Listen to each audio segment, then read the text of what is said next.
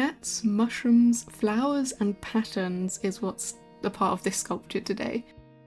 I have spent just over 2 weeks on this one, so I really hope you enjoy it. Let's sculpt!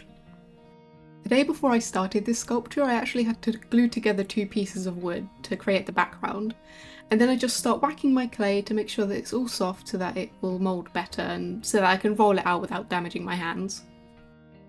The first thing that I actually wanted to do was make sure that I had thin enough clay to coat the base of the wood. This is just to act as a placeholder for when I add the moss later. When I start working on the cat, I start off with a little ball but then realise that I need to use wire because it's quite big. It's quite a big cat, this one. And my main idea for this one is to make sure that it has weight to it. Not physical weight, but more like line weight. If you know a thing or two about 2D art, then you'll know that it's important to have line weight when you're drawing. And I want to try and put that from 2D into 3D. Starting off with the armature, you might actually be able to tell that there are some really thin areas compared to really thick areas like this. Kind of the middle of the cat is quite thin compared to where the chest is or where the hip is, where it's a lot thicker. I then use some clay glue just to coat the base of the wood. When something's quite flat, quite smooth without any texture in it, like this wood here, it's quite good to use that clay glue, and it really helps the clay stick very well to the surface. Instead of using wire for the neck, I actually use a toothpick because it holds its shape a bit better than metal wire, which can bend quite easily. Then I just roll out some clay and start attaching it to the body. I don't need any of that glue because tinfoil itself has quite a lot of texture in it. After I've added the clay, you'll be able to see a lot easier about what I said with the line weight. It gets very thin in places. This is not a realistic cat by any means. This is a fantasy piece. I did struggle to get some clay in some areas, but that's what the tools are supposed to be used for. They're supposed to help out. I do use a lot of extra clay on this one, again, to help with the thickness and the thinness of some areas. I use a lot more on the chest and parts of the tail, just to bulk it out a bit better where I didn't use enough foil. Again, I just add a lot more clay to the face.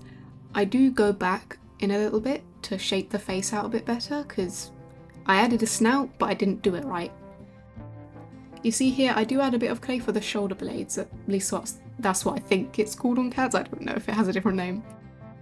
Even though this is stylized, I still like to try my best to keep the anatomy right in places where the style doesn't completely take over.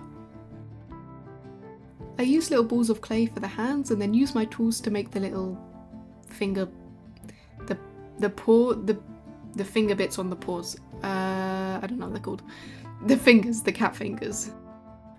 Because the bigger tool left some marks on the paws, I went in with a smaller one to make it look a bit better and cleaner. When putting clay on things just like plain metal, it's best to roll out some clay and then make a cut down the middle and then place it over the top.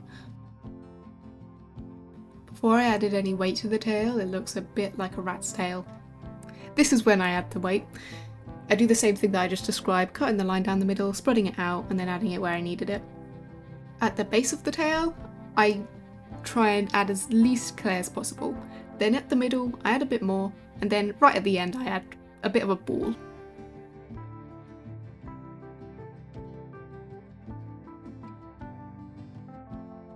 Then I use some cabujons to make the eyes. They hold paint not very well, but that's why I use things like the sponge and these little silicone tools instead of a paintbrush. Making eyes has always been a bit hard for me, just because of how the eyelids always look. They always look very, very tired. This time I think I did alright. I just used my silicone tools just to try and blend it out. I don't use my fingers when doing eye sockets. It doesn't really work. And then with the ears, I use a different type of clay called Cosclay. This bends after baking, and if you're not doing armature beneath the clay, it's best to use something like this because, as I said, it bends, it holds a bit better. When making the cat's snout, I start off with 2 balls, and this helps to bring out the shapes a bit better. When sculpting, it's best just to use shapes. I see a lot of people saying that bringing 2D to 3D is harder than 3D to 2D, but I think it's the opposite. I think as long as you can see where the shapes are, you can make whatever you want.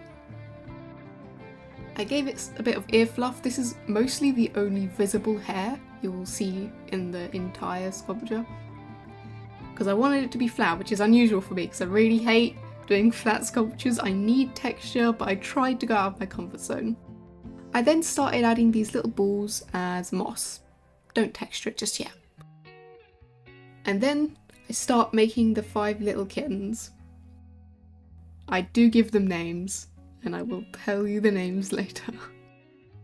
But again, I just use some Cosclay for the ears, and on the other 4, except for the first one, I use Cosclay for the tail as well. Although it looks alright right now, just wait. Just wait. Just wait.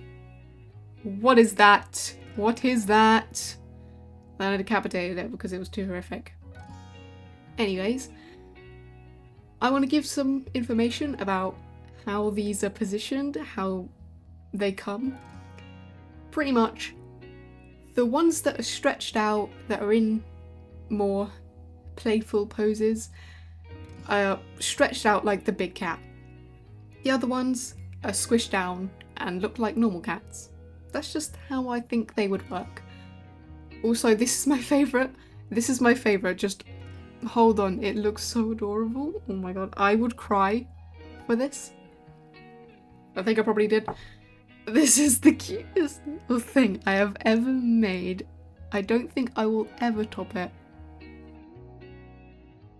Out of all 5 of the little ones, only 2 of them are elongated, but that actually makes 3 long ones and 3 stubby ones, because the big one counts as one. And then I started going on the moss. I got a bit of a hooked tool, which I accidentally bent, but it works great. And I just kind of scratch it into the clay, and it ends up looking like moss.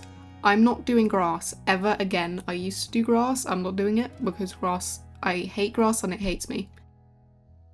This is Haggard. Haggard sits there. This is Chinchilli. It looks like a medieval cat painting. I'm sorry, it's true. Razzmatazz. Amoeba. And the most loved one of all, Mulch. Give Mulch some love. Love Mulch. We love Mulch. I love Mulch. I want to give Mulch the world. I then start working on a bunch of little mushrooms. I don't know how many I do, probably around 30. It's quite a lot of mushrooms. I do lots of little details on them. Some have little dots, some of them have 3D dots, some of them have little lines. They're all a bit different.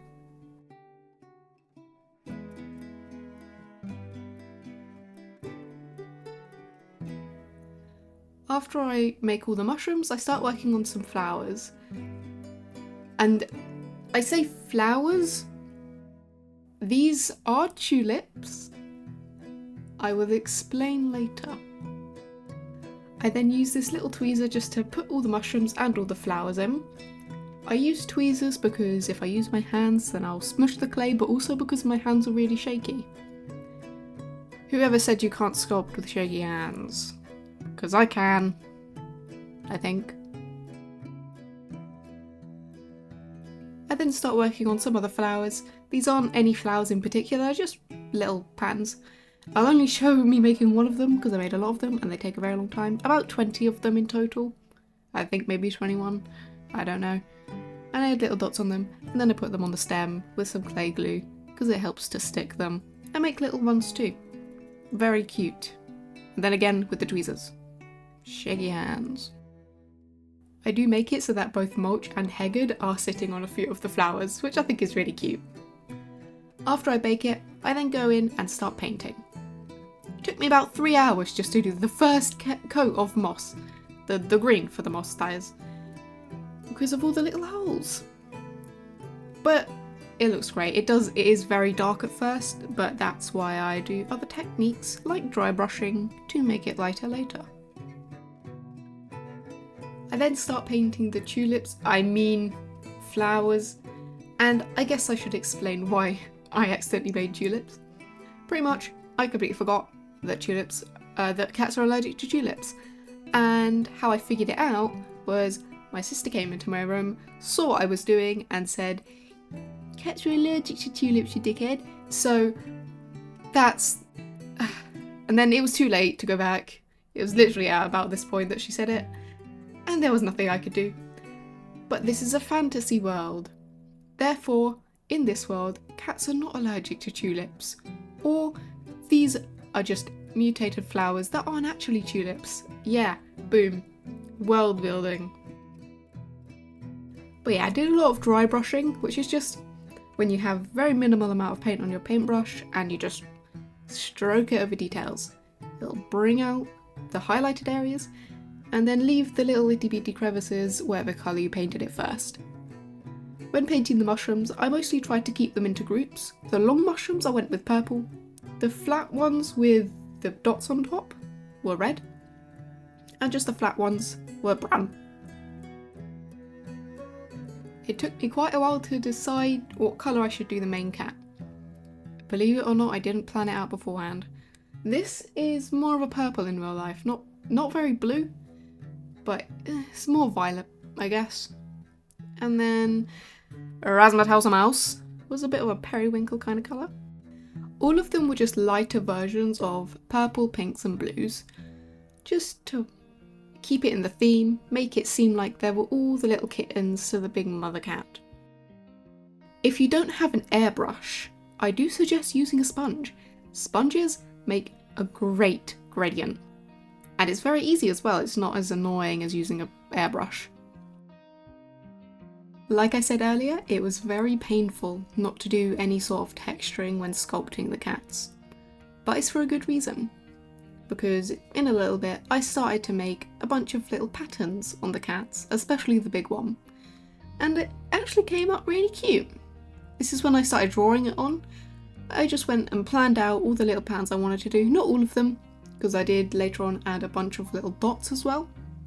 This was the pace that I was actually going at, but because that's slow and very boring, I'm gonna show it to you very fast, because that's fun and exciting.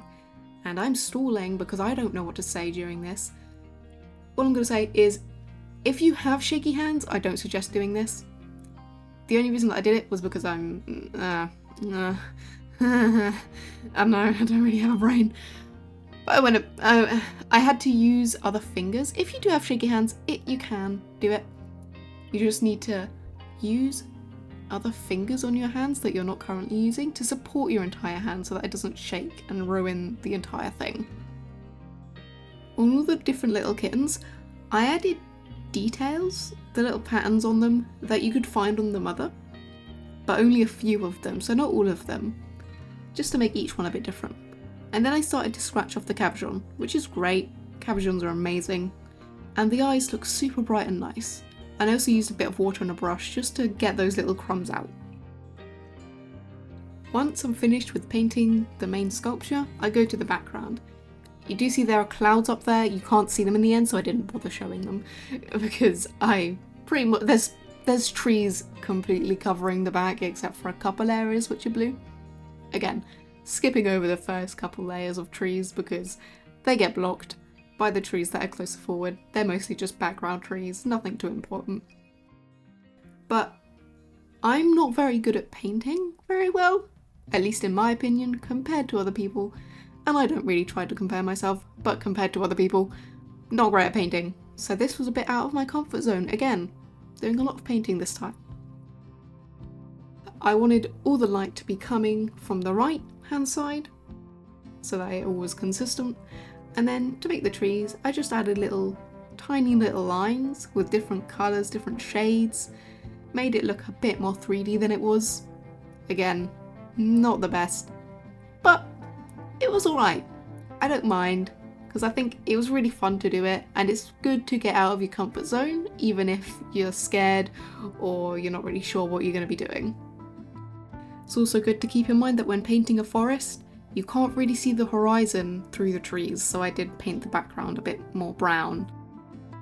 And after adding gloss to all of the cats and kittens, it's complete. Thank you for sticking around this long. I know it was a bit of a journey, this one. It was a bit all over the place, very fast, and it was definitely hard to get all of it into this one video, and I'm sorry if you could tell. But I definitely love how it came out. I went so far out of my comfort zone by just not doing texture on the animals, when that's pretty much all I do. I love to do texture, especially with fur, because I have my own technique for it. But in the end, doing something like this, doing patterns and something more flat, was definitely very fun. Thank you for sticking around for so long, and if you want to see more like this or not like this in the future, then consider subscribing. It'll help me out and also it'll give you something to watch. Have a great day.